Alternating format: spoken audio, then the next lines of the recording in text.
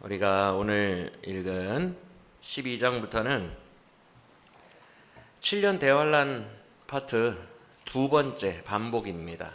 나선형의 구조이기 때문에 계속 반복이 되죠. 앞서 11장에서는 7년 대환란이 간단히 표현됐어요. 두 증인과 그 두 증인을 죽인 짐승 적그리스도, 이렇게 간단히 표현되었는데, 이제 오늘 본문인 12장과 13장 두 장에 걸쳐서 7년 대환란이 두 번째로 이제 나선형의 구조로서 다시 한번 이렇게 기록되어 있습니다. 훨씬 더 이 나선형의 구조, 예전에 요한일서 때 다 알려드렸는데, 그냥 단순히 반복이 아니라, 그리고 또 다른 이미지 언어를 사용해서 같은 말을 그냥 언어만 다르게 쓴 거다, 이 정도 수준이 아니라 점점 더 깊어지고 확장되고, 나름대로 나선형이기 때문에, 원이 아니라 나선형이 용수철 같이 나선형이기 때문에 나름대로 상승합니다. 상승하고 전진하고 더 깊어지고 더 구체적으로 되고 더 확장되고 이렇게 되거든요. 그래서 지금 7년 대환란을 간단 버전으로 11장에서 배웠다면, 이제 12, 13장에 나오는 버전은 훨씬 더 구체적이고 훨씬 더 깊이 있고 훨씬 더 확장된 버전으로 한 번 더 반복된다고 볼 수 있어요.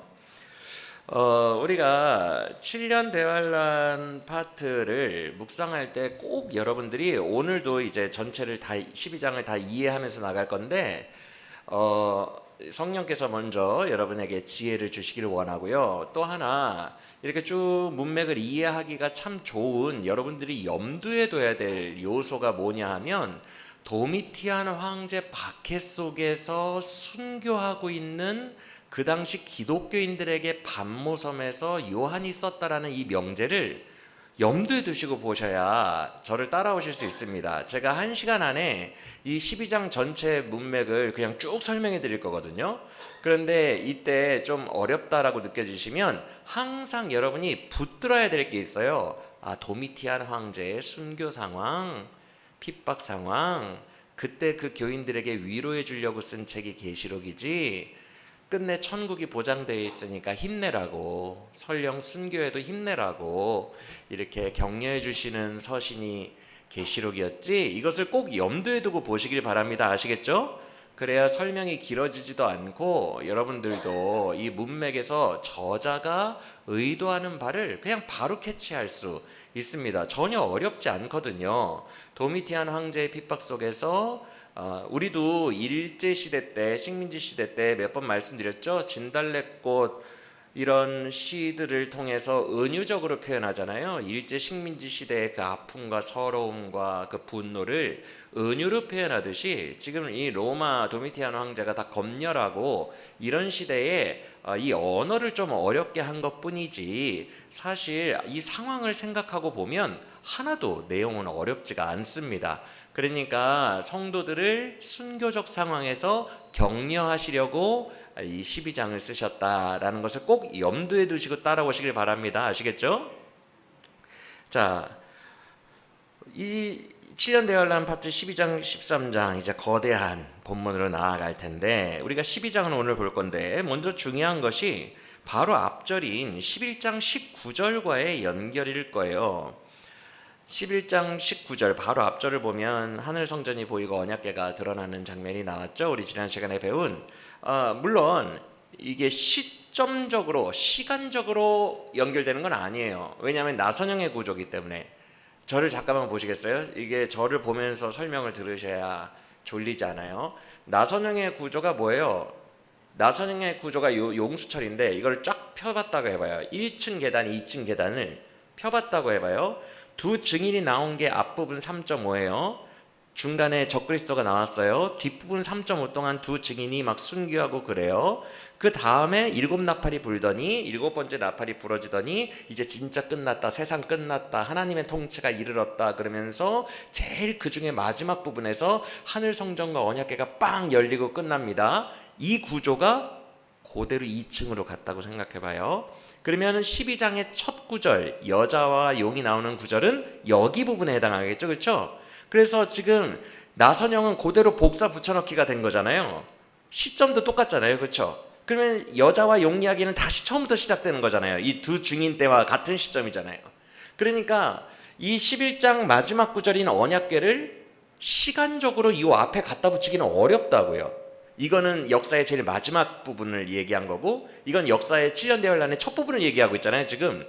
그래서 시간적으로는 언약궤가 이 앞에 붙어 있습니다라고 말하기는 어렵죠. 하지만 나선형의 구조의 이 요한계시록이 문학적으로 너무 완성도 있고 아름답거든요. 정말 치밀하게 기록되어 있어요. 그래서 시점적으로는 나선형의 구조이기 때문에 이게 더 뒷부분이지만 문학적으로는 이게 바로 앞절에 옴으로써 또 의미적 연결을 해준다고요. 그래서 정말 참 놀라운데 시간적 연결은 아니지만 의미적 연결로 너무너무 좋다. 어떤 의미적 연결이에요? 11장 19절이 언약궤가 왜 나왔어요?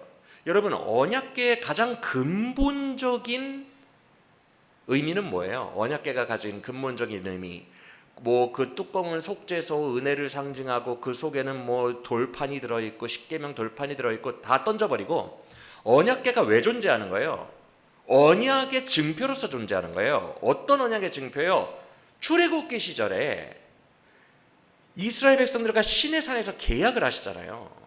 너희는 십계명을 지켜라. 그러면 나는 너희의 하나님이 되고 너희는 내 백성이 될 거다. 계약을 하시잖아요. 율법으로 체결하시잖아요. 그러면서 그 실질적인 언약문을 두 돌판에 모세가 받아오지 않습니까? 그래서 이것은 사실 계약서입니다. 계약서. 그 당시 고대 근동의 계약서예요. 주종 계약서예요. 신해산 출애굽기 19장의 신해산 언약을 이제 학자들이 고대 바벨론이라든가 메소포타미아 문명을 연구하는 학자들이 이 출애굽기 19장의 신해산 언약을 분석할 때 그 고대 주종 계약 문서와 상당히 비슷한 형태다라고 얘기를 해요. 그래서 이 언약궤는 어떤 십계명이 기록된 계명이기 이전에 계약 문서예요. 나는 너희의 하나님이 되었고 이제 너희는 내 백성이 되었다라는 어떤 계약 문서라고요. 이게 언약궤 안에 들어가 있다는 것은 이 언약궤가 뭘 상징하냐면 나는 네 아빠야, 너희는 영원히 내 자녀야 라는 어떤 언약이라고요. 언약. 그래서 지금 이 제일 마지막 부분에서 언약궤가 꽝 보였다는 것은요, 어떤 의미냐면 네가 지금 너희가 도미티안 황제 밑에서 엄청 고통당하고 있지? 하지만 나는 너희와 언약한 너희의 하나님 아버지야. 나는 절대 너희를 잊지 않고 너희에게로 내려와 너희를 끝내 승리하게 할 거야. 너희는 내가 버릴 수 없는 언약한 자녀야 라는 의미로 언약궤가 계시록에서 뻥 나왔다고요. 지금 언약궤는 신약책이잖아요. 구약의 율법을 굉장히 별로 안 좋아하잖아요. 신약이. 그렇죠? 율법주의를. 그런데 언약궤를 드러낼 필요가 뭐가 있겠습니까? 여기에서 하늘 성전 언약궤가 드러났다는 것은 너희는 나와 계약한 백성이야. 난 너희를 절대 잊지 않아. 도미티안 황제의 어떤 핍박 속에서도 너희를 절대 잊지 않아라는 하나님의 사랑의 위로라는 거예요. 이해가 되시죠? 이제 이런 식으로 본문을 계속 보시면요, 저자의 의도가 보입니다. 그 시대가 보이고 저자의 의도가 보이고 다 문맥이 무르르듯 흘러가요. 12장이 결코 어렵지가 않거든요. 여러분들, 언약궤를 이렇게 11장 마지막에 보여주시면서 너희는 내 백성이야. 엄청난 기독교 박해 속에서도 나는 너희를 챙기고 있어. 나는 너희를 잊지 않고 있어. 너희는 내 백성이니까 라고 언약궤를 보여주시더니 12장 1절에서 바로 언약 백성의 상징인 이 여자를 등장시키며 엄청나게 영화롭게 표현하고 있는 거예요. 이게 문학적으로 아름답다고요. 언약궤가 보인 다음에 이 여자가 등장하는 모습이. 자, 그러면 한번 봅시다. 12장에 나오는 이 여자의 영화로움을 언약궤와 연결해서 한번 묵상해 봅시다. 이 여자는 주님의 언약 백성을 상징해요. 예전에도 12장 많이 언급했어요. 이전에 배울 때에도 많이 언급했는데 12장에서는 이 여자가 제일 중요합니다. 그런데 이 여자는 결론부터 말씀드릴게요. 예전에 다 알려드렸지만 구약 신약을 통합한 언약 백성을 상징합니다. 구약과 신약을 통합한 언약 백성을 상징해요. 그래서 구약의 이스라엘과 신약의 교회, 기독교회 이 둘을 통합한 상징이에요. 이게 왜 가능하냐면 지금도 언약궤가 보였잖아요. 언약궤가. 여러분 신약 시대 사람들이 언약궤랑 무슨 상관이에요? 맞아요? 차라리 예수와 훨씬 더 상관이 있지 언약궤와 뭔 상관이에요? 그런데 되게 계시록 자체가 여러분들에게 이미 많이 설명을 해드렸지만 구약의 90%를 인용문으로 끌어왔잖아요. 구약을 되게 많이 쓰고 있잖아요. 이해가 되시죠? 그래서 언약궤라는 코드로 신약을 설명하고 있어요. 똑같아요. 이 여자도 구약과 신약 모두를 아우르는 통합 언약 백성이에요. 구약에서 언약 백성은 누구예요? 이스라엘 12지파. 신약에서 언약 백성은 누구예요? 12사도들에게 전도된 제자들, 신약 교회들. 맞습니까? 12와 12. 이 12와 12를 합친 게 이 여자라고요. 여러분 왜 이렇게 해석이 된다 그래서 예전에 다 설명해 드렸는데 요한계시록은요 원래 신구약 전체를 합한 책임지려는 이런 의식이 굉장히 강합니다. 그래서 144라는 숫자 되게 많이 나오죠. 그 예루살렘 성벽 나중에 22장에 가면 나오는 정말 천성 예루살렘, 그 새 예루살렘의 성벽의 두께가 144죠. 왜 그래요? 12 곱하기 12. 왜냐하면 그 성문은 구약 12지파 지파 이름으로 돼 있고, 그리고 그 기초석들 12개는 신약의 12사도 이름으로 돼 있다고 했으니까. 그러니까 성 자체가 신구약 인물들 12과 12를 다 책임지고 있어요. 그러니까 요한계시록은 신구약을 다 정리하는 책이라고요. 최종 정리하는 책. 그래서 신약과 구약을 다 책임지고 있는데 양쪽 백성을 다 책임지고 있어요. 언약 백성을. 그래서 144라는 숫자가 나온 것도 그 성벽의 두께도 12 곱하기 12 144가 나온 거고, 그 14만 4천도 역시 144가 나온 것도 12 곱하기 12 돼서 144가 나온 거고, 24장로가 나온 것도 12 더하기 12에서 24장로가 나온 거고. 이해가 되십니까? 그래서 12 더하기 12 혹은 12 곱하기 12가 엄청 많이 나와요. 이유가 뭐예요? 신약과 구약 다 책임지겠다는 거예요. 그래서 이 여자도 신구약을 다 책임지고 있는 모든 언약 백성의 상징이에요. 구약 이스라엘 12지파이기도 하면서 동시에 신약 12사도들의 신약 교회이기도 해요. 이해가 되셨어요? 그녀가 일단은 이 두 가지 정체성을 다 가지고 있는데 12장 내에서 이제 쫙 볼 겁니다. 이 두 가지 정체성을 다 가지고 있는데 1절의 정체성은 구약이에요. 이 정체성이 바뀝니다. 중간에 전환됩니다. 우리가 같이 볼 거예요. 1절의 정체성은 구약 12지파입니다. 왜? 근거가 1절 때문에 그래요. 1절. 일단 하나씩 봅시다. 1절에서 이렇게 시작합니다. 하늘에 큰 이적이 보였다. 여러분 여기서 이적이요 기적을 말하는 단어가 아닙니다. 이 이적이라는 헬라어가 세메이온이라는 헬라어를 원문에 쓰고 있거든요. 이 세메이온이 뭐냐 하면 요한복음에서 엄청 많이 나와요. 그래서 요한복음을 원어로 연구하는 신학자들은 세메이온을 안 다룰 수가 없어요. 요한이 맨날 말하거든요. 너희는 표적을 보고 믿느냐? 여기서 표적이 세메이온입니다. 그런데 여기서도 세메이온이 쓰이거든요.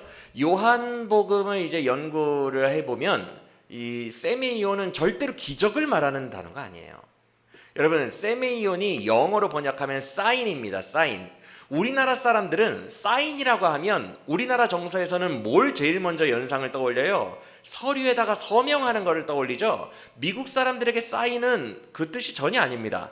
영미권 사람들은요 사인 하면 서명을 떠올리지 않아요. 표지판을 떠올리지. 예를 들어서 순천 방향, 여수 방향, 광양 방향 운전하다 보면 녹색 표지판 있잖아요. 그걸 다 사인이라고 해요. 그래서 네온 사인이라는 말도 있잖아요. 그렇죠? 미국 사람들은, 영미권 사람들은 이 사인이라는 단어를 들으면 절대로 서명을 생각하잖아요. 제일 먼저 떠올리는 보편적인 의식이 사인입니다. 사인, 표지판. 그래서 이 헬라어 세메이온이 영어로는 사인인데 기적을 말하는 게 아니에요.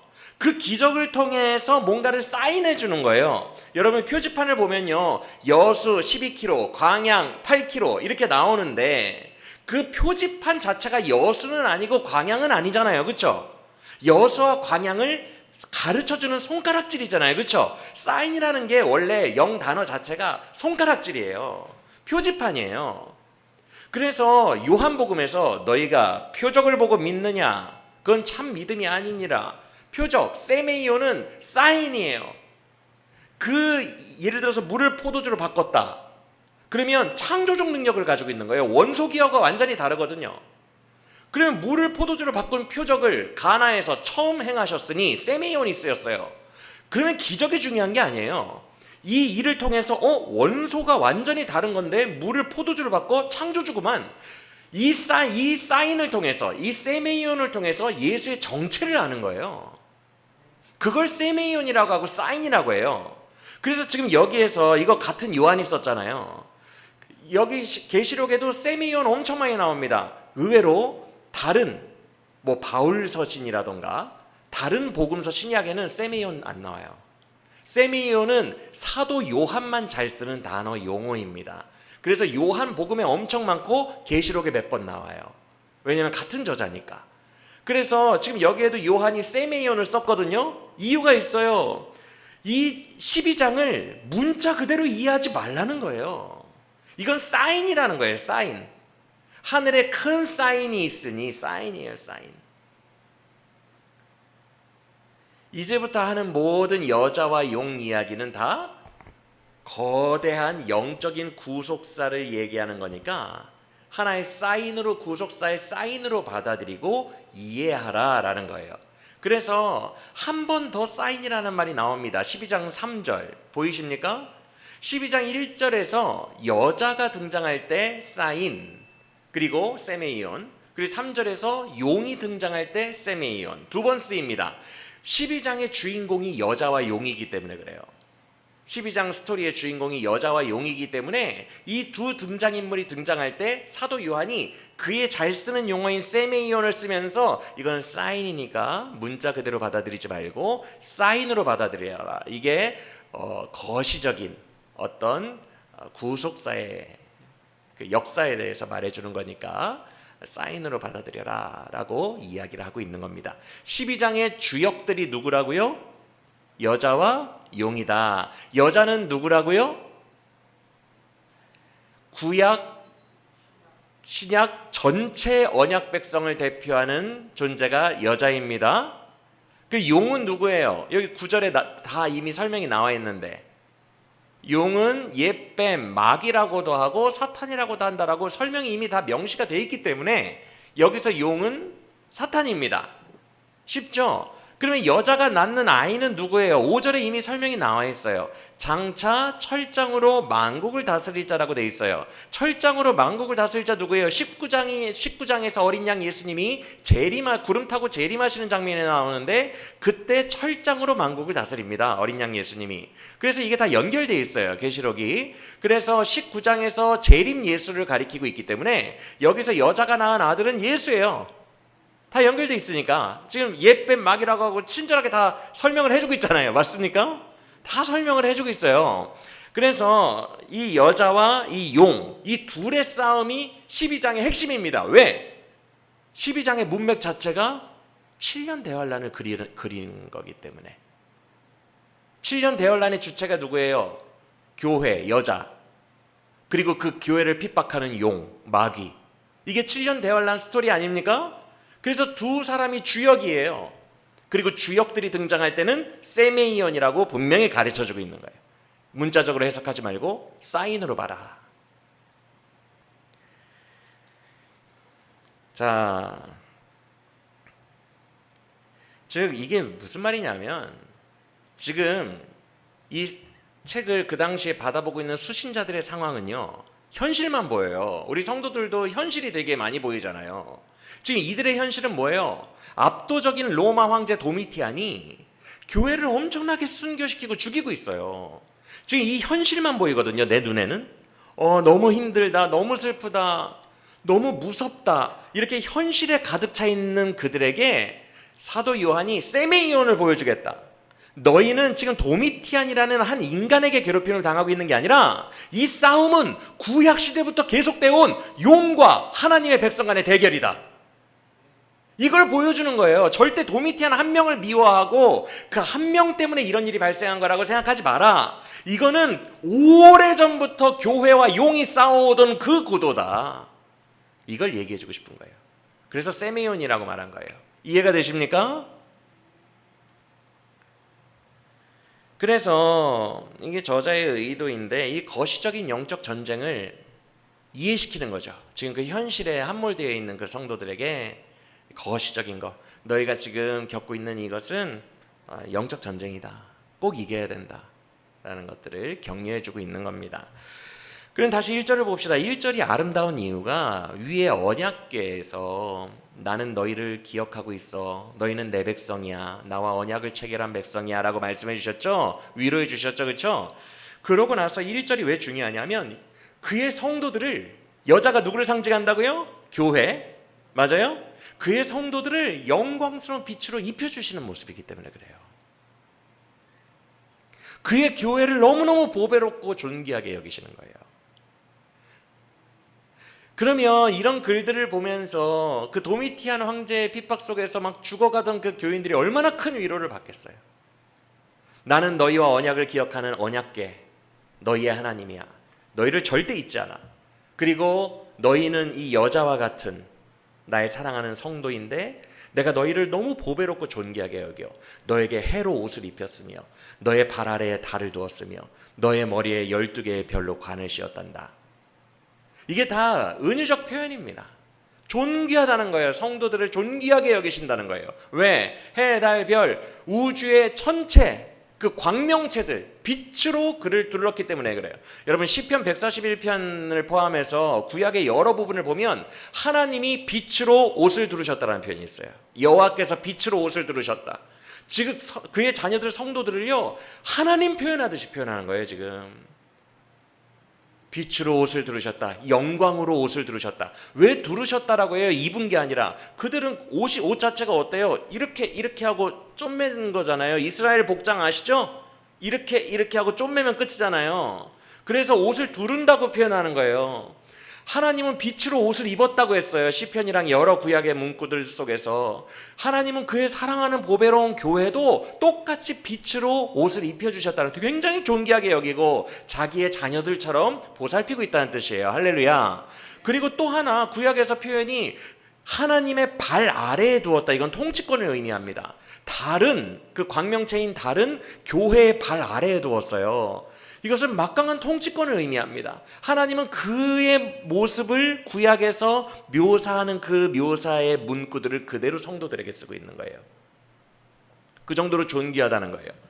그리고 별의 왕관, 여러분 별을 12별의 왕관이라고 하니까 이제 조금씩 이제 느껴지죠, 의도가. 여러분 해 하나, 달 하나, 별 12개, 구약의 어느 문구를 고의적으로 떠오르게 하는 거예요. 여러분 혹시 구약의 어느 본문이 떠올라요? 별 12개, 해, 달. 구약의 한 사람이 이걸로 꿈꿨는데 창세기에서 요셉이 꿈꿨잖아요. 요셉의 꿈이 왜 중요해요? 지금 저자가 사도 요한이 이제까지 우리가 살펴봤는데 늘 이런 식으로 구약을 인용해왔죠. 막 하늘에서 뭐가 떨어져 가지고 강물이 피로 물든다. 강물이 피로 물든 거 우리가 어디서 봤어요? 이 로마, 이걸 검열하고 있는, 계시록을 검열하는 로마 병정들은 하나도 모르겠지만 히브리인들은 다 알거든.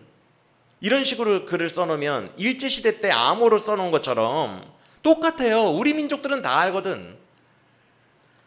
강을 피로 물들었다. 애굽왕 바로에게서 우리가 고통당할 때, 우리 조상들이 고통당할 때 모세가 역전시켰던 것처럼 우리가 지금 도미티안에게 고통당하고 있지만 우리를 역전시켜주겠다는 뜻이구나, 이렇게 성도들이 받아들인다고 했죠. 그러면 지금 여기에서 이 여자에게는 왜 해, 달, 12별을 했을까? 요셉의 꿈이 중요하니까. 요셉이 꿈꿨잖아요. 12개의 별이, 해는 아빠, 달은 엄마, 12개의 별이 절하더이다. 기억나십니까? 이게 왜 중요해요? 그 요셉의 시대 때 요셉으로 말미암아 야곱의 아들들 12지파 이스라엘이 생명을 보존하게 되잖아요. 고센 땅에서. 그래서 그 고센 땅에서 드디어 200만 명으로 불어나서 이스라엘 민족이 되잖아요. 그래서 요셉의 꿈이 너무 중요한 거예요. 지금 이 여자가 12개의 별과 해와 달을 입고 두르고 있는 이유는 두 가지 의미가 있어요. 하나는 성도는 내가 너무 보배롭게 여긴다. 나의 영화로움으로 그들을 영화롭게 여긴다. 이게 첫 번째 의미고, 두 번째 의미는 이 지금 1절에서의 여자가 구약 야곱의 아들들 12지파를 상징한다는 거예요. 이해가 되십니까? 그래서 1절의 여자는 구약입니다. 구약 백성입니다. 꼭 기억하세요. 이제 중간에 바뀌니까.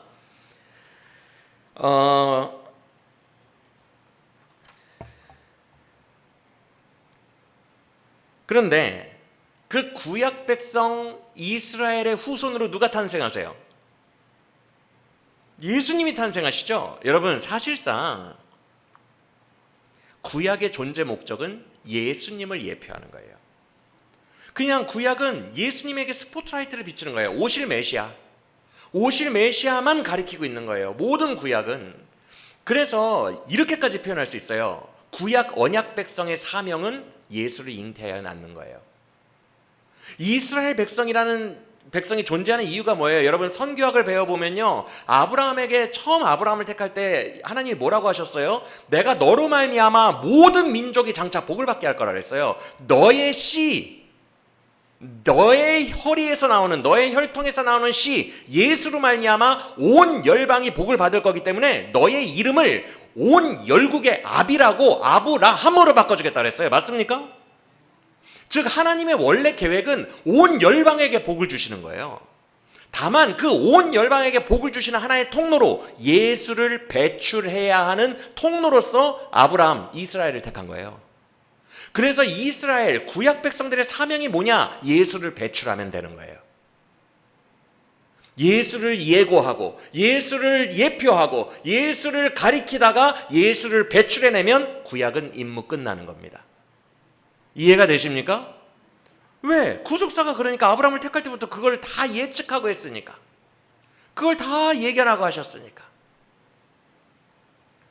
그래서 구약의 존재 목적은 예수를 배출하는 건데 1절에서 이 여자는 누구를 상징한다고요? 구약 백성을 상징한다 그랬죠. 그렇죠? 그래서 구약 백성으로서 해야 할 임무가 지금 뭐밖에 없는 거예요. 바로 무슨 임무부터 나와요? 아이를 낳으려고 고통받는다, 이 얘기부터 바로 나오는 거예요. 구약 역사를 쓸 필요가 없어요. 왜? 구약의 목표는 누구를 배출하는 거다? 예수님만 이 땅에 등장시키면 돼요. 그럼 자기 할 일 다 한 거예요. 할렐루야. 예수님은 그만큼 중요해요. 그래서 이 여자는 1절에 나오는 여자는 구약을 상징한다 그랬어요. 근데 바로 2절 보세요. 2절. 이제 예수님을 막 잉태하고 배출하려고 막 아픕니다. 맞아요? 바로 여기로 들어가는 거예요. 등장하자마자. 그런데 아직은 2절에서 못 났습니다. 스토리적으로 아직 못 났어요. 지금 해산의 고통으로 애를 쓰며 부르짖는 상황입니다. 그렇죠? 애를 쓰면서 부르짖어요.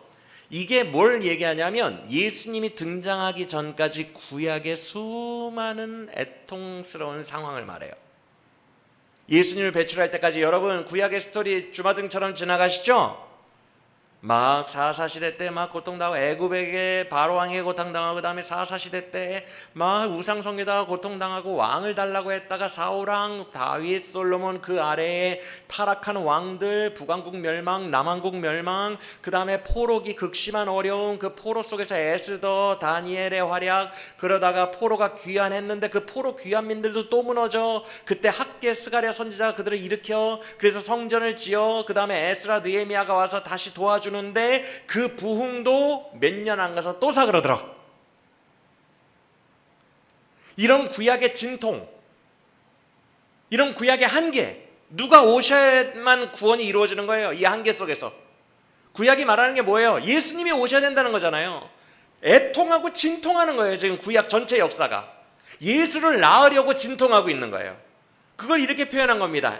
예수를 낳으려고 애를 쓰며 부르짖는 상태다. 이해가 되시죠?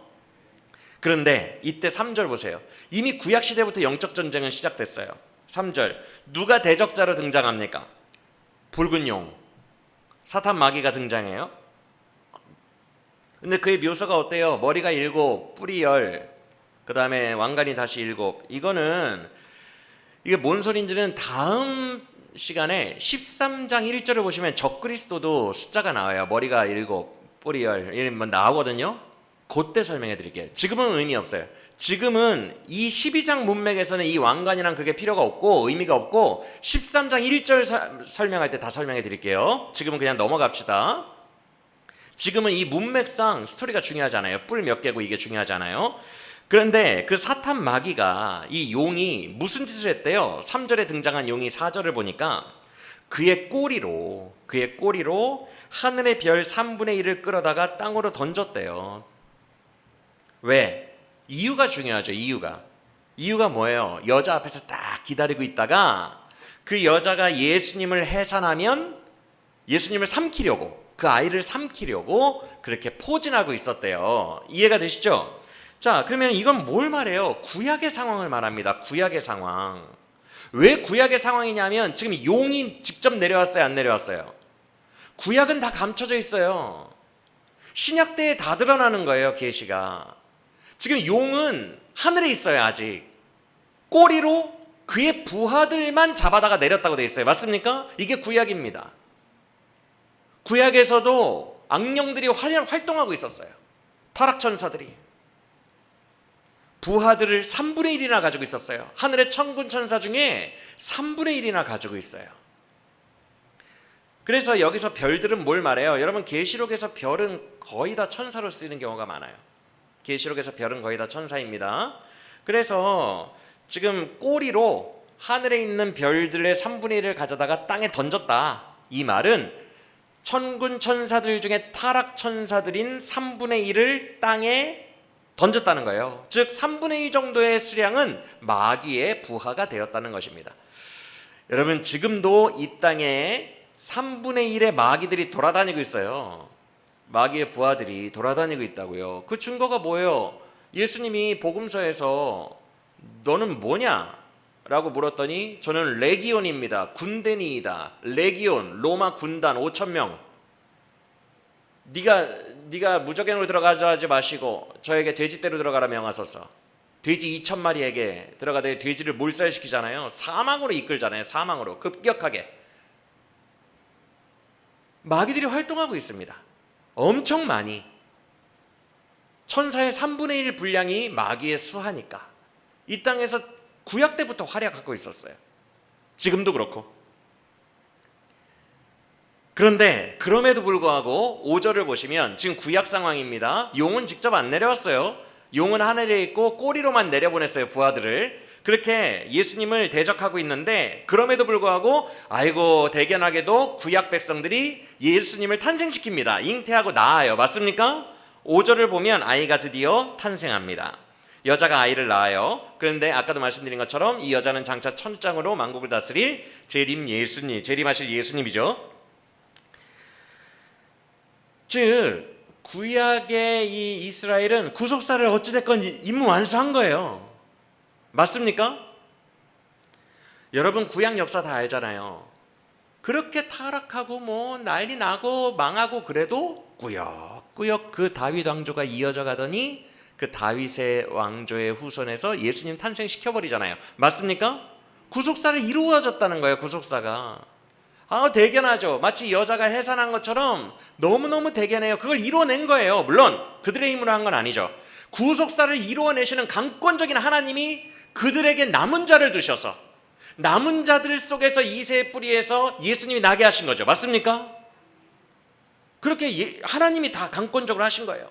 강력한 주권으로 구속사를 일으키셔서 기어이 아이를 낳게 하십니다. 예수님이 탄생하셨어요. 승리하셨어요. 그런데 중요한 게 있어요. 5절의 뒷문장을 보세요. 아니, 지금 막 태어났잖아요. 근데 바로 승천해버렸어요. 맞아요? 좀 이상하지 않아요? 왜 그런지 알려드릴게요. 여러분, 문맥을 늘 보셔야 돼요. 지금 예수의 복음 말하고 싶은 생각이 없어요. 지금 현재 문맥이 뭐예요? 도미티안 황제에게 핍박받는 이들에게 거시적인 영적 전쟁의 구도를 알려주는 거예요. 구약 때부터 용과 하나님의 백성들은 싸워왔다. 그거 말해주는 겁니다. 맞습니까? 그래서 지금 주요 등장인물이 누구라 그랬어요? 교회와 용의 싸움이라 그랬잖아요. 그 뒤에 문맥도 계속 용이랑 교회가 싸워요, 여자가. 그래서 지금 예수님의 복음에 대해서 구구절절히 말할 필요가 없어요. 논점이 흐려진다고요. 그래서 예수님 그 아이가 태어났는데 하늘 보좌로 올라가 버렸다. 이 한마디에 십자가, 부활, 승천 다 담겨 있는 거예요. 압축. 이해가 되십니까? 근데 이렇게만 말해도 돼요. 왜? 지금 이 상황에 있는 사람들에게는 뭐가 제일 중요해요? 순교해도 하늘로 들려 올려진다는 거예요. 지금 이걸로 위로해주고 있잖아요. 역사적 상황 자체가. 이게 위로잖아요. 그러니까 그냥 하늘로 들려 올려졌다. 이거 하나면 끝나는 거예요. 이거면 충분히 위로가 되는 거예요. 그러니까 예수 복음 파트를 압축해버립니다. 예수의 일생을. 하나님 보좌 앞으로 들려 올라갔다는 건 그가 하나님의 아들이라는 거예요. 죄인이 아니라는 거예요. 맞습니까? 승천하고 들려 올라갔다는 건 그가 부활했다는 뜻이에요. 맞습니까? 그가 부활했다는 것은 죄인이 아니라 원래 의인이었다는 거예요. 맞습니까? 모든 공식이 다 담겨 있다고요. 그냥. 근데 팡 끝내버렸어요. 왜? 지금 주제 때문에, 문맥 때문에. 강조해야 될 게 있으니까. 즉 5절 안에서 이미 승리가 다 담겨 있는 거예요. 아이가 마귀의 방해 속에서도 아이가 태어났고 십자가에서 죽으시고 부활하셔서 승천까지 다 하셨다. 이건 완전한 승리를 얘기하는 거예요. 한 문장으로 그냥 압축해버렸어요. 여러분, 우리에게는 완전한 승리가 있는 줄 믿으시길 바랍니다. 예수님 결국 승리하신 거예요. 그래서 승천하신 거예요. 근데 이때 중요한 단어가 있어요.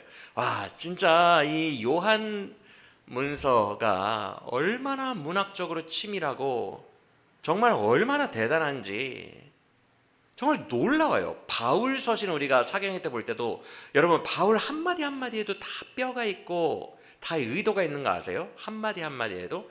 예를 들어서 너희 몸을 거룩한 산 제물로 드리라. 그 구절 아시죠? 유명한 구절. 그 앞에 뭐라고 해요? 하나님의 모든 자비하심으로 너희를 권하노니. 왜 이런 말을 할까요? 바울이? 율법주의로 이해할까 봐. 이해가 되세요? 너희의 모든 삶을 하나님의 산제사로 드려라. 그러면 율법주의로 이해할까 봐 하나님의 모든 자비하심으로 너희에게 권하노니. 자비하심으로. 바울은 한마디를 하더라도 다 치밀하게 의도돼 있어요. 그런데 요한문서도 마찬가지라는 거예요. 지금 제가 이렇게 말씀드렸죠. 5절 하나에 그냥 예수님의 승리를 다 압축시켰다고. 그래서 압축시키고 그냥 빨리 끝내버리는 게 아니에요. 이 압축되는 곳에서도 독특한 한 단어를 써놔요. 헬라어 단어를. 일부러.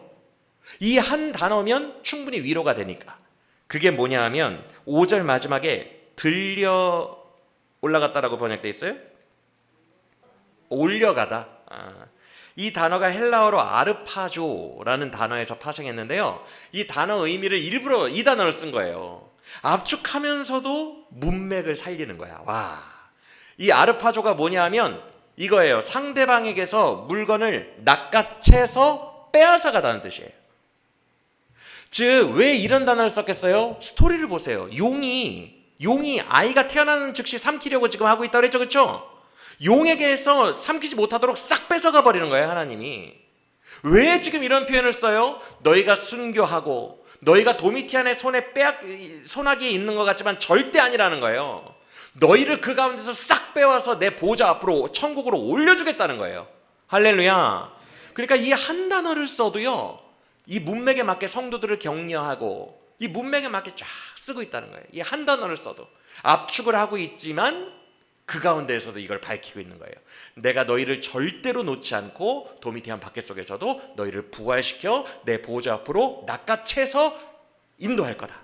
너희를 절대로 내 손에서 빼앗아갈 자가 없으리라. 내가 빼앗을 거다. 마귀에게서. 할렐루야. 이런 것들이 너무 위로가 되죠. 이런 상황 속에서 성도들에게 엄청난 위로가 돼요. 그래요. 주님은 절대 나를 내버려두지 않을 거예요. 나를 낚아채서 하늘 보좌로 예수님 따라서 올라가게 할 거예요. 할렐루야. 자, 그러면 이제부터 보세요. 처음 등장할 때 이 여자는 누구를 상징했다고요? 신약 구약.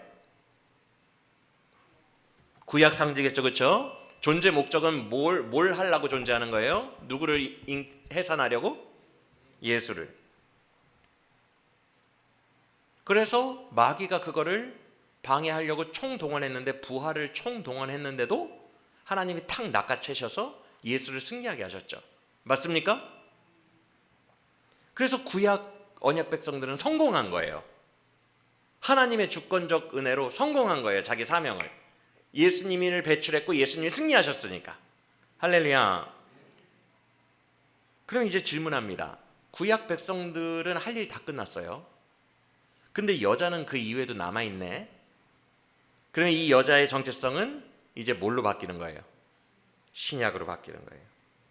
5절에서 예수님 승리하고 간 후의 여자는 신약교회입니다. 이해가 되세요? 그래서 신구약을 다 내포하고 있다고요.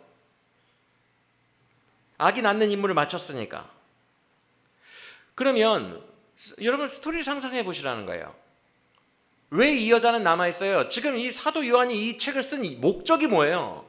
교회와 싸우고 있는 용, 도미티안이, 너희들 눈에는 도미티안이라는 한 인간이 보이지만 그 뒤에 용이 숨어서 교회를 핍박하고 있다, 이 얘기를 하고 싶은 거잖아요.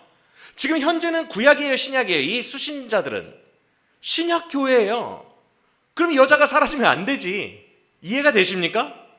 지금 내 얘기를 하고 계신 건데, 구약 옛날 고리타브라는 얘기를 하는 게 아니라 지금 내 얘기를 하고 계신 건데, 여자가 구약으로서의 임무만 마치고 애 낳고 사라지면 안 되지. 맞습니까? 그래서 여자는 계속 가고 있는 거예요. 용과의 전쟁을 계속하고 있다고요. 구약 신약을 관통해서. 할렐루야. 이해가 되시면 아멘. 그래서 5절 이후에 나오는 여자는 신약 교회인데 6절을 보세요. 아니 애 낳고 다 했는데도 광야로 도망해요. 그렇죠? 근데 보시겠어요? 그를 양육하기 위해 하나님께서 예비하신 광야로 도망을 갔다. 그를 양육해? 누굴 양육해? 지금 아기는 분명히 어디로 올라갔어요? 하늘로 올라갔죠. 그렇죠? 근데 그를 양육하기 위하여 아기가 또 있나? 자, 그래서 헬라어를 봐야 돼요. 원문을. 여기서 그를이라고 번역된 게 여성형 단수예요. 여성형 단수. 그러면 누굴 얘기하겠어요, 이게? 이 여자예요, 이 여자. 여성형이라니까? 여성형 단수. 복수도 아니고. 그럼 이 여자예요. 그러니까 개역개정이 지금 번역을 그 아이를 키우러 갔나? 이렇게 오해하도록 돼 있는데 실제 헬라어 원문을 보면 이렇게 돼 있는 거예요. 하나님이 그 여자를 광야로 도피시켰는데 그녀를 양육하시기 위하여 광야에 예비된 곳이 있었다, 이렇게 돼 있어요. 여성형 단수니까. 이해가 되세요?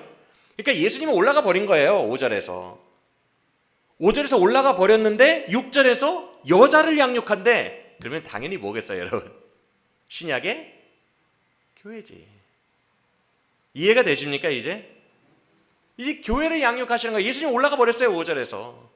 근데 또 교회를 양육하셔야 되니까 신약의 교회를 예표하는 그 여자를 광야로 도피시켜서 하나님이 예정하신 장소에서 보호하시며 그 여자를 양육하신대요, 교회를.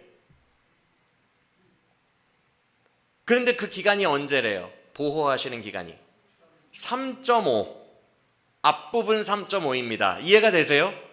왜? 12장은 7년 대환란 파트라고 했잖아요.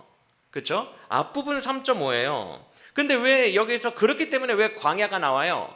여러분, 광야는 신나고 좋은 곳이에요? 아니면 일단 슬픈 곳이에요? 슬픈 곳이에요. 지금 도미티안 황제 핍박받고 있잖아요. 7년 대환란도 환란이에요. 그래서 광야라고 한 거예요. 지금 이 말이 이들에게 왜 위로가 되겠어요? 지금 도미티안이 막 죽이고 있잖아요, 자기들을. 너무 힘든데 하나님이 이렇게 말씀하신 거예요. 너희가 지금 피해 있는 곳은 내가 예비된 곳이다. 이 모든 환란의 광야가 예비된 곳이고 나는 이곳에서 너희를 양육하고 있다. 하나님이 자기를 버린 줄 알았거든요. 그게 아니라는 거예요. 계속 힘을 주고 있는 거예요, 이 계시록이. 모든 구절로 다 순교하기까지 버티라는 거예요. 그 박해 속에서도 내가 반드시 건져서 천국으로 올려줄 테니까, 부활시켜 줄 테니까 버티라는 거예요. 할렐루야. 그래서 지금 이것도 광야에서 다 예비된 거예요. 너희의 지금 광야의 고통은 다 예비된 거야. 내가 너희를 이곳에서 양육하고 있어. 내가 너희와 함께하고 있단다.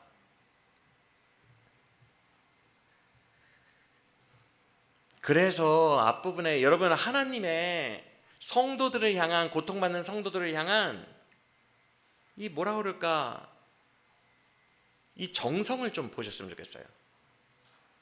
지금 교회가 엄청 핍박받으면서 하나님이 우리를 버렸나 봐. 막 이렇게 슬퍼하고 있는데 하나님이 계시록을 요한에게 쓰게 하셔서 보여주시면서 지금 얼마나 정성을 들이고 계세요. 언약궤. 난 너희를 항상 기억하고 있어. 너희는 내 자녀야. 해를 입은 여자. 내가 너희를 너무 보배롭게 여겨. 너희는 내 자녀야. 나는 너희를 지금 이 황폐한 곳에서 순교하고 있고 너무 처참하지만 그게 너희의 정체성이 아니야. 나는 너희를 대할 때에 너무너무 보배롭고 빛으로 감싸 안은 나의 자녀로 대하고 있단다. 두려워하지 마. 내가 낚아챌 거야. 죽어서도 너희를 낚아채서 하늘 보좌로 올려줄 거야. 두려워하지 마. 내가 반드시 부활시킨다. 그리고 이 부분도 광야에 너희가 지금 고통받고 있는 것이 내가 다 예비되어 있는 것이야. 나는 예정되어 있는 그곳에서 너희를 지금 훈련시키는 중이야. 연단하는 중이야. 그러니까 두려워하지 말고 절망하지 말고 다 내 손안기 안에 있으니까 내가 이겼으니까 두려워하지 말아라고 처음부터 끝까지 12장 내내 위로하고 격려하고 계세요. 이제 이게 보이십니까? 계시록의 의도가 지금까지 계속 살펴봤잖아요. 문맥적으로 계속 위로하고 계신 거, 계속 격려하고 계신 거. 그런데 갑자기 7절부터 분위기가 바뀌어요. 분위기뿐만 아니라 시점도 바뀌었어요. 지금 시간이 어디까지 흘러왔어요? 여자가 아이 낳고 예수님 승리 다 하시고 승천하시고 이제 신약의 교회가 탄생했는데 그 교회가 7년 대환란의 박해를 전반부에 받고 있지만 하나님이 보호하신다까지 시점이 흘렀죠. 지금 6절까지. 근데 다시 앞으로 갔어요. 7절부터는 시점이 다시 과거로 돌아간 거예요. 더. 왜냐하면 영적인 이야기를 해주고 싶어서 그래요. 그게 뭐냐 하면 7절 하늘의 전쟁이 일어납니다. 여러분 7절의 전쟁을요 천사장 미가엘이 잘 싸워서 이긴 거라고 생각하시면 안 돼요. 여기서 하늘의 전쟁은 예수님의 십자가와 부활의 승리를 말하는 거예요. 할렐루야. 왜 그런지 말씀해 드릴게요. 지금 잠깐만 저를 보시겠어요? 지금 6절에서 여자가 뭐 도피하고 뭐 이러다가 7절에서 갑자기 분위기가 바뀌더니 하늘에 전쟁이 있었다. 용과 그를 따르는 3분의 1 천사들, 타락천사들과 천사장 미가엘과 그를 따르는 3분의 2의 천사들이 하늘에서 전쟁이 일어났다. 무슨 SF 영화를 말하는 게 아니라 왜 이 이야기를 하시냐면 예수 그리스도의 승리를 얘기하고 싶은 거예요. 왜? 하나님이요. 여러분 잘 생각해 보세요. 하나님이 진작에 미가엘 시켜가지고 야, 용 해치워. 말 못하시겠습니까? 아니 진작에 하나님의 능력으로 야, 용 없애. 미가엘에게 명령하셔서 이기게 하실 수 있잖아요. 왜 이 얘기가 나왔냐면 못하고 있었던 거예요. 지금까지. 왜? 마귀가 주의 사랑하는 자녀들을 볼모로 잡고 있으니까 죄와 사망의 권세로 못하고 있었다는 거예요. 진작에 이길 수 있었어요. 진작에 하나님의 능력인데 믿습니까? 근데 지금까지 질질 끌어왔던 거예요. 왜? 인질로 잡고 있으니까. 여러분 영화를 보시면 주인공의 가족을 나쁜 사람이 인질로 이렇게 총으로 딱 겨누고 있어요. 머리에. 영화에 헐리우드 영화 보면. 그러면서 가만히 있어. 헛짓 하면 쏴버릴 거야. 그러면 주인공이 앞에서 총을 이렇게 겨누고 있어도 쏠 수 있어요? 못 쏴요? 범인을. 왜 못 쏴요? 힘이 없어서 주인공이 막 총알을 잘 못 쏴서. 주인공 엄청 잘 싸우잖아요. 영화에서 주인공. 충분히 범인을 이길 수 있는데도 왜 못 쏴요? 범인이 누구를 인질로 잡고 있으니까? 자기 가족을 인질로 잡고 있으니까. 근데 저 천장에서 미션 임파서블 같은 주인공의 동료가 이렇게 쭉 내려와. 거미줄 타고 내려오듯이 내려오더니 갑자기 인질을 쏙 빼서 천장을 쫙 다시 올라가면서 구출했어! 라고 친구한테 말하는 거예요. 그럼 주인공이 이제는 쏠 수 있어요? 없어요? 쏠 수 있죠. 왜? 이제는 두려울 게 없어. 바로 쏘면 돼요. 이길 수 있어요. 왜 그래요? 인질 때문에 그렇다고요. 지금 미가엘이 싸움을 잘해서 이긴 거 그거 얘기하는 게 아니라 예수가 와서 승리할 때까지 기다렸다는 거예요. 볼모로 그의 백성들이 잡혀 있으니까. 근데 예수님이 오셔서 죄와 사망의 권세로부터 완전히 승리하셨잖아요. 이제 인질들을 구출하셨잖아요. 주의 자녀들을. 맞습니까? 구원을 완성하셨어요. 완전히 구해내셨어요. 그러니까 이제는 천장으로 올라가는 거예요. 두려울 게 없는 거예요. 그 즉시 하나님이 미가엘에게 명령하셔서 쫓아내. 이해가 되십니까? 그 이야기 한 거예요. 하늘의 전쟁이 이제 드디어 일어난 거예요. 그런데 뭐 용이 이길 수 있나? 하나님과 그의 군대의 힘을. 맞습니까? 그래서 그 아랫절에 못 이긴다고 한 거예요. 못 이겨요, 못 이겨. 그래서 2층 천에서 싸움, 지난 시간에 3층 천 얘기했던 거 기억나시죠? 히브리인들의 3층 천, 3개의 하늘 구분. 그런데 지금 여기에서 싸움이 지난 시간에 말씀드렸잖아요. 2층 천에서의 싸움이라고. 그렇죠? 2층 천에서 마귀가 쫓겨나요. 구절을 보시면 이기지를 못해서 어디까지 내려와요? 마귀와 그의 부하들이 땅까지 내쫓겨옵니다. 2층 천에서 쫓겨나는 거예요. 여기 땅이 공중 권세 잡은 자, 공중, 여기가 1층 천입니다. 땅과 바다 위의 공간, 스페이스, 여기가 공중이에요. 여기까지 내려온 겁니다. 용과 그의 부하들이. 그래서 7절, 8절, 9절은요 미가엘의 승리를 얘기한 게 아니라 예수님의 승리를 얘기한 거예요. 이해가 되시죠? 그래서 바로 다음 10절 보세요. 예수님 찬양 10절, 11, 12절 보세요. 너무 감격스러워요. 10절 하늘에서 큰 음성이 났대요. 요한계시록에서 하늘에서 큰 음성이 8번 나옵니다. 중요할 때만 나와요. 이것도 요한계시록에만 있는 구조물입니다. 구조물. 중요할 때만 나오는데 큰 음성이 외쳐요. 너무 중요하니까 그래요. 뭐라고 외칩니까? 이제 우리 하나님의 구원과 능력과 나라가 임하였고 예수 그리스도의 권세가 나타났도다. 그래서 이겼도다 라고 얘기합니다. 할렐루야. 그러면서 뭐라고 얘기합니까? 우리 형제들, 누구예요? 형제들? 우리 기독교인들이죠. 그렇죠? 기독교 성도들, 바로 여러분들, 하나님의 사랑하는 자녀들, 구원이 완성된 자들, 이미 구원을 얻은 자들, 성령으로 인친 자들, 성령 받은 자들, 할렐루야. 바로 여러분들의 형제들, 그 형제들을 마귀가 그동안 2층 천에서 밤낮 참소하고 있었대요. 참소가 뭐예요? 정죄하는 거죠. 예를 들어서 이런 거예요. 하나님, 마귀가 그런 거예요. 하나님, 서선지 집사 보세요. 이것도 이렇게 하고요, 저것도 이렇게 하고요. 맨날 이런 얘기만 하는 거예요.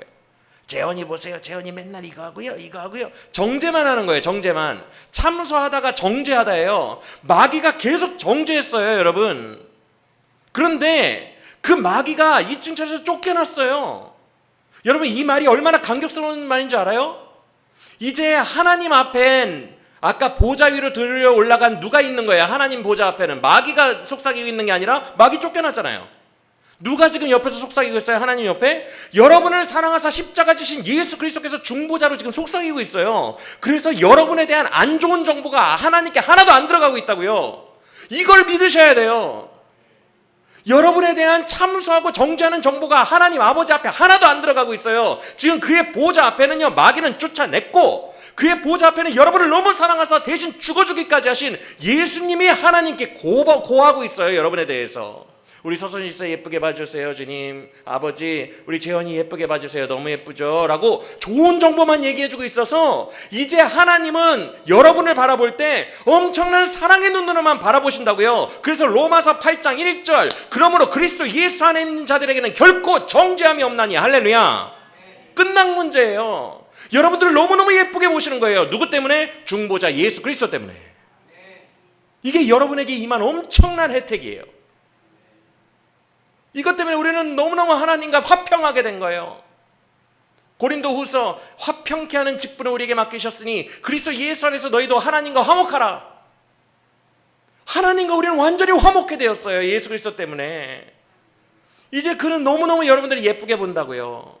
할렐루야. 밤낮 참소하던 마귀가 쫓겨났대요. 밤낮. 요 나쁜 놈.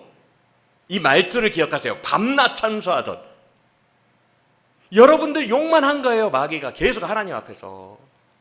얘 죄 지은 거 봐요. 얘 죄 지은 거 봐요. 근데 드디어 예수님이 죄사함의 십자가로 그 보혈로 여러분들을 완전히 구속해 버리시니까 더 이상 정죄를 못하고 쫓겨난 거예요. 할렐루야. 이게 우리가 입은 은혜예요. 여러분 얼마나 놀라워요. 우리 주 예수 그리스도 얼마나 놀라워요. 우리 같은 더러운 죄인을 하나님과 화목하게 하시고 하나님의 사랑받는 자녀가 되게 하셨잖아요. 우리 예수님이 다 하신 거예요. 할렐루야. 너무너무 감격스럽죠. 우리 예수의 이름 전파하기에 부끄러움 없고 우리 예수님을 찬양하기에 부끄러움이 없는 거예요. 이 위대한 일을 행하셨기 때문에. 얼마나 멋져요. 여러분에 대한 좋은 얘기만 위해서 하고 계신 예수님. 어떻게 이게 가능해졌다고요? 예수님이 여러분의 모든 죄의 짐을 대신 지셨기 때문에 이게 이루어진 겁니다. 할렐루야. 그래서 11절을 보세요. 또 우리 형제들, 신약 교회죠. 우리 형제들. 여러분도 마귀를 이겼대요. 어떻게 이겼어요? 무엇으로요? 여러분의 힘이 아니라 여러분을 위해 흘리신 어린 양 예수의 피 때문에 이겼대요. 할렐루야. 그리고 그들이 증언하는, 순교자들이 증언하면서 죽어갔던 그 복음, 증언하는 그 내용, 복음, 그것 때문에 마귀를 이겼대요. 그래서 여기에서 지금 11절에서 이 증언은요, 순교자들을 말합니다. 왜 여기에 이런 말들을 요한이 넣어놨는지를 여러분들이 이 문어적으로 여러분들이 파악을 해야 돼요. 이런 말 굳이 왜 넣어놔요? 그들은 죽음조차도 귀하게 여기지, 생명조차도 귀하게 여기지 않고 이걸 증언했다. 이런 삽입구가 왜 들어가요? 이 스토리에 다 고의적인 거예요. 지금 주변에서 죽어나가고 있으니까. 순교자들을 지금 챙겨주는 거예요. 왜? 역사적 상황이 그러니까. 그것 때문에 썼으니까. 죽어나간 그 사람들은 승리한 거다. 예수의 보혈을 증언했기 때문에, 그리고 순교했기 때문에 그들은 승리한 거다. 왜 이런 얘기를 해요? 힘주려고. 남아있는 자들도 두려워하지 말라는 거예요, 이 상황을. 그래서 바로 다음에 12절 보세요. 그러므로 순교한 자들은 지금 어디에 올라가 있어요? 하늘에 올라가 있죠? 하늘은 지금 즐거워하고 있대요. 왜? 밤낮 참수하던 마귀가 2층 천에서 쫓겨났으니까. 다만 마귀가 지금 쫓겨나서 아직도 성도들을 괴롭히고 있는 1층 천, 땅과 바다에 있는 자들은 아직까지 화 있을진저. 이해가 됩니까?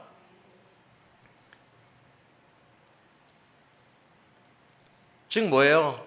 이미 증인으로 살다가 순교한 자들은 하늘에서 기뻐하고 있으니 땅에서 아직까지 용한테 괴롭힘을 받고 있는 교회야, 조금만 더 힘내라. 우리는 승리한다. 이렇게 위로해주고 있는 거예요. 그런데 12절 마지막 보세요. 이런 말투들이 너무 중요해요. 마귀가 자기 때가 얼마 남지 않은 줄 알고 총력전을 벌인대요. 교회와 마귀가. 사랑하는 여러분, 마귀는 너무 잘 알고 있어요. 자기의 마지막이 얼마 남지 않았다는 걸. 왜 그래요? 예수님이 결정타를 날렸거든. 이건 결정타 정도가 아니라 그냥 마귀를 끝낸 겁니다. 예수님은 십자가에서 그들을 완전히 이기셨다고 되어 있어요. 골로새서 2장. 십자가에서 어둠의 모든 권세자들을 이기셨다고 그랬어요. 끝장을 내신 거예요. 그래서 마귀는요, 그냥 그러기 상태 정도가 아니라 그냥 끝난 거예요. 이제 그는 둘째 사망, 불못에 들어가는 게 시간 문제입니다. 20장에 들어가거든요. 마귀는 본인이 둘째 사망, 불못에 들어가는 걸 잘 알고 있어요. 그래서 마지막 발악을 하는 거예요. 여러분 이렇게 생각하시면 돼요. 축구 경기를 보면요, 저도 화가 날 때가 있는데 우리나라가 예를 들어서 이라크를 4대0으로 이기고 있어요. 후반전 85분 4대0으로 이겨. 그러면 이라크 애들이 이미 전의가 상실됐죠. 자기들이 질 거를 알고 있죠. 그때부터 요놈들이 무슨 일을 하냐면 일부러 다리를 걸어서 막 다리를 부러뜨려. 여러분 그 느낌 이해가 되세요? 아니 85분 4대0으로 지고 있는데 파울을 너무 심하게 하는 거야. 한국 사람들한테, 대표팀한테. 왜 그래요? 화나니까. 자기가 질 것을 알고 마지막 발악을, 분노를 하는 거거든요. 그러면 해설자들이 뭐라 그래요? 이러면 안 됩니다. 이러면 심판이 이거 중재해줘야 됩니다. 옐로우 카드 꺼내줘야 되는데요. 안 그러면 경기 더 과열되는데요. 마귀가 똑같은 거예요. 지금 자기 죽을 걸 알아요. 예수님이 완전히 격퇴시켜버렸거든.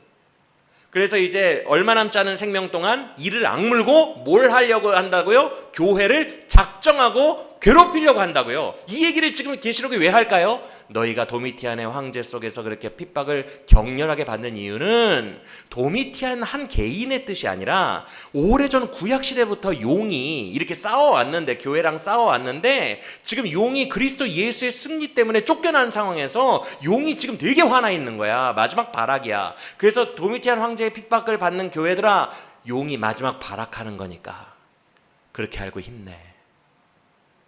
이해가 되십니까? 그 총력전이 7년 대환란입니다. 마귀의 총력전이. 그래서 12절 마지막을 보면 마귀의 이때 감정이 다 나와 있어요. 크게 분노하는 상황이라고 했어요. 그렇죠? 그래서 13절 표현 보이세요? 남자를 낳은 여자, 이미 낳았죠? 신약교회죠. 신약교회. 남자를 낳은 여자를 용이 박해했대요.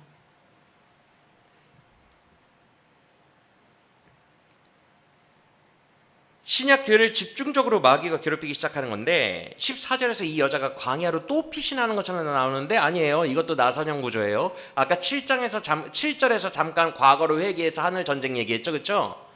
여기 14절의 광야 도피가 앞에 6절의 광야 도피와 같은 거예요. 나선형의 구조로 하늘 전쟁과 예수의 승리 얘기한 후에 마귀의 감정을 얘기해 준 후에 영적 비밀들을 얘기해 준 후에 다시 돌아온 겁니다. 이해가 되시죠? 근데 나선형의 구조니까 요한 스타일대로 6절 때보다 훨씬 더 구체적이에요. 독수리의 두 날개로 해서 역시 한 때와 두 때와 반 때 3.5의 시간 동안 했다. 여러분, 독수리의 날개, 이 표현을 히브리인들이 들으면 로마 병정들은 검수할 때 모르겠지만 독수리의 두 날개로 업어, 이거 히브리인들이 읽으면 눈물 납니다. 왜? 출애굽기와 신명기에 주님이 그렇게 써놨거든요. 내가 바로왕의 압제에서 너희를 독수리 날개로 업어 여기까지 인도하였느니라. 그래서 출애굽기와 신명기를 아는 히브리인들이랑 성도들은 눈물 나는 거예요. 아, 우리를 계속해서 보호하고 계시구나. 우리를 업고 가시는구나. 우리 하나님이 우리를 잊지 않으셨구나. 계속 위로의 문구들을 일부러 삽입하고 있어요. 계속 하나님의 정성이 느껴지십니까? 계속 위로하고자 하는 거예요. 계속.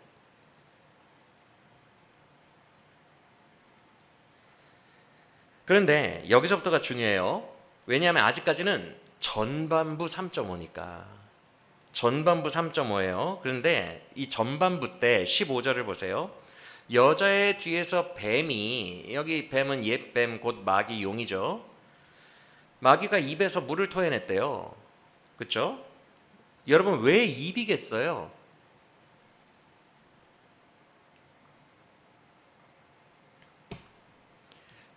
여러분, 예수님도 19장에서 재림하실 때 입에서 칼날이 나오거든요. 이걸로 심판하시거든요. 왜 입이에요? 마귀도 왜 입으로 물을 토해낼까요? 다 말이에요, 말. 영적 전쟁은요, 물리적 전쟁이 아니에요. 마귀는 우리에게 와가지고 막 우리의 머리카락을 이렇게 막 뜯고 가고 이런 존재가 아닙니다. 물리적 존재가 전혀 아니고요, 이단적인 복음을 비튼 미혹되는 말들을 많이 해요. 그래서 입으로 물을 토해내는 거예요. 예수님도 나중에 오셨을 때 입의 말씀으로 심판하시는 거예요. 말씀의 검으로. 똑같아요. 말과 말의 싸움이에요. 그래서 말씀 대 말씀을 싸우는 거예요. 여러분, 하와를 뭘로 꼬셨어요? 하와 멱살을 잡고 물리력으로 꼬셨나요, 마귀가? 거짓말로 꼬셨죠? 살짝 비틀었죠? 절대 죽지 아니하리라. 원래 이단도 살짝 비틀잖아요. 끝단 달을 살짝 비틀잖아요. 창세기에서 하와를 꼬드겼던 것처럼 살짝 비튼다고요. 선악과 꼬실 때처럼. 여러분, 마귀가 교회를 공격하는 것도요, 결국 뭐냐 하면 우리를 막 물리적인 주먹이 하늘에서 날아와서 막 때리고 멍 몇 개 들게 하고, 그게 아닙니다. 우리의 믿음을 잃게 만드는 거예요. 마귀가 마지막에 무슨 작전을 쓸 것 같아요? 물귀신 작전입니다. 나만 불못에 못 들어간다는 거예요. 다 같이 불못에 들어간다는 거예요. 이단에 빠지게 하고, 그래서 다 미혹해가지고 다 같이 빠지겠다는 거예요. 불못에. 물귀신 작전이에요. 그래서 마귀는 말씀으로 대적합니다. 말씀으로 교회를. 그래서 여기에서 믿음 흔드는 거예요. 믿음. 흔들리면 안 됩니다. 오직 예수와 그의 복음 안에 거하셔야 돼요. 할렐루야. 그래서 입으로 물을 쏘는 거예요. 그럼 왜 물이냐? 물은 부정적이니까. 그래서 땅이 그 물을 다 삼켜버렸다 그랬죠. 왜 땅이냐? 여러분, 출애굽기 코드를 기억하시면 돼요. 출애굽기에서 홍해가 막 넘실대는데 마른 땅을 밟고 건넜더라. 기억나십니까? 하나님은 항상 물길을 제압하시고 마른 땅을 건너요. 요단강 때도 똑같이 나오는데, 여호수아서 요단강을 마른 땅을 밟고 건너게 하심에, 기억나십니까? 항상 물을 하나님이 제압하시고 마른 땅으로 제압하세요. 그래서 용이 물을 토해내나 하나님이 땅으로 그걸 다 삼켜버리시죠. 전반부 3.5 동안은 교회를 보호하신다는 거예요. 이해가 되시죠? 여러분, 저는 이게 너무나도 위로가 되는 게, 앞서 용이 입으로 물을 토해낸다는 게 물리력이 아니라 결국 뭘로 성도들을 괴롭힌다고 했어요? 믿음을 흔들어뜨리는 이 잘못된 말씀으로 흔든다 그랬죠. 근데 이것을 하나님이 격퇴시켜 버리잖아요. 저는 여기에서 요한을 봐요. 요한일서, 같은 저자가 쓴 요한일서에서 요한이 뭐라 그랬죠? 지금도 적그리스도들이 많이 나오고 있고 너희를 이단들이 미혹하고 있는데, 요한일서 4장, 미혹하고 있는데 너희는 너희 안에 계신 성령님이 너희를 어련히 알아서 잘 가르칠 것이다. 악한 자가 너희를 만지지도 못하도록 성령이 너희를 가르치실 것이다. 요한복음 15장, 보혜사가 너희에게 오시면 내가 너희에게 가르친 것을 생각나게 하리라. 보혜사 성령이 이 안에 와요. 그래서 온갖 마귀의 이단적인 잘못된 복음으로부터 우리를 보호해 주신다. 지금 이 얘기거든요. 그래서 저는 너무너무 위로가 됐어요. 여러분이 마음에 받으신 성령, 그 성령이 여러분을 결국 보호해 주시는 거예요. 할렐루야. 정말 이게 너무너무 신비해요. 이런 간증들을 보면요, 성령의 사람들을 하나님이 그 보호해 하시는 게 있어요. 그게 너무너무 고마워요. 너무 감사해요. 여러분들을 지켜주시는 거예요. 연약한 우리를 늘 성령님이 지켜주십니다. 할렐루야. 그러니까 힘내세요. 얼마나 감사합니까? 두 개만 붙드시면 돼요. 여러분 안에 있는 성령, 그리고 말씀, 복음의 말씀, 건강한 복음의 말씀. 이렇게 하루하루 배울 때에, 성경 배울 때에 건강한 복음의 말씀을 감사히 받고 이 말씀 붙들고 여러분 안에 계신 성령 붙드시기를 예수님 이름으로 축원합니다. 이 둘이 여러분 지켜주는 거예요. 모든 감언 이설로부터. 그렇게 전반부 3.5 동안 하나님이 빈틈없이 지켜주시니까 용이 화가 날까요, 안 날까요? 막 물을 쏴내도 하나님이 다 막아주시고 하니까 화 나요, 안 나요? 화가 더 나. 막 꿀따구니가 막 나요. 그래서 17절 보세요. 용이 어떻게 해요? 더 화가 나가지고 이제는 진짜 교회와 한번 제대로 싸워보려고 바닷가 모래 위에 서 있더라까지 나오죠. 그렇죠? 그러고 나서 그 바다에서 적그리스도를 13장 1절에서 불러내는 겁니다. 이해가 되세요? 그래서 그 적그리스도가 교회를 후반부 3.5 동안 죽이는 거예요. 우리가 11장에서 두 증인과 짐승 이야기를 봤듯이 나선형 구조로 그렇게 등장하는 겁니다. 13장 1절에서. 이해가 되십니까? 똑같죠. 그런데 17절 중요한 게 있어요. 이때 중요한 거. 마귀가 지금 작정하고 최후의 발악을 하는데 그 타겟이 누구라는 거예요?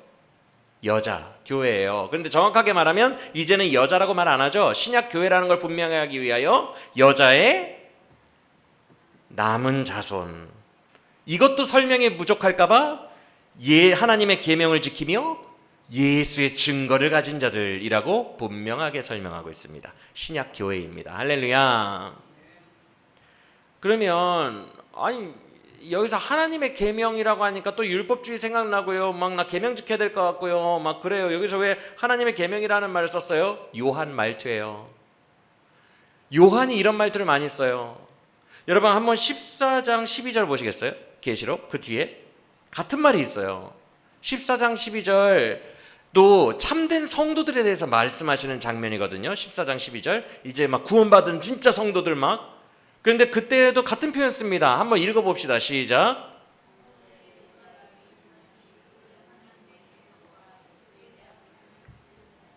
똑같죠?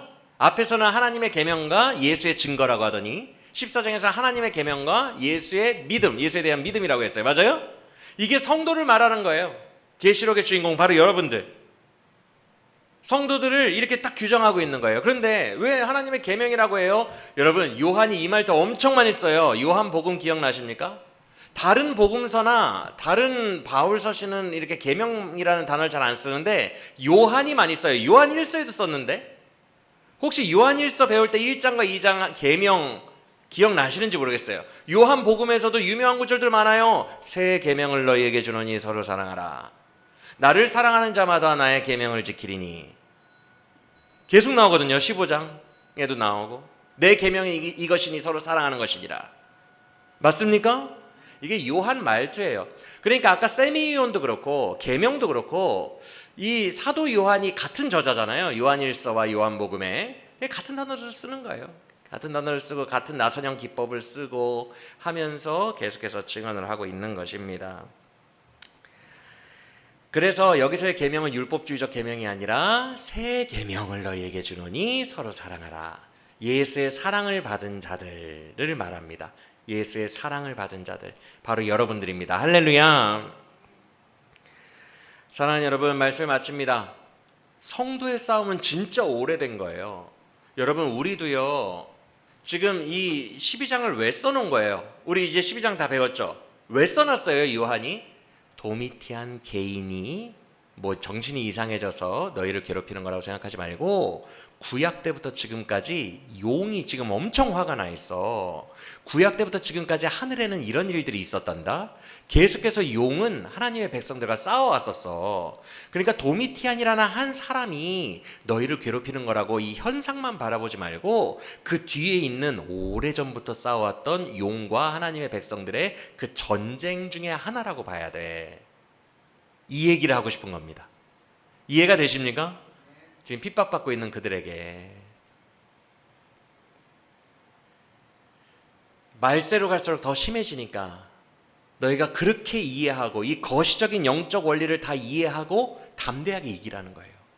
담대하게. 이거 용과의 싸움이고 성도의 승리가 여기 있으니까. 먼저 순교한 자들 지금 하늘에서 다 박수치고 있으니까.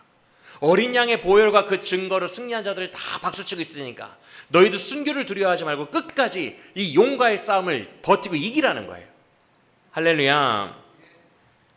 말세가 될수록 용은 더 난리예요. 왜? 자기의 마지막이 가까움을 보고 분노를 할 수밖에 없는 스토리입니다. 맞습니까? 스토리 자체가 그렇잖아요. 분노를 할 수밖에 없잖아요. 지금 큰 분노를 하고 있다고 얘기한 것처럼.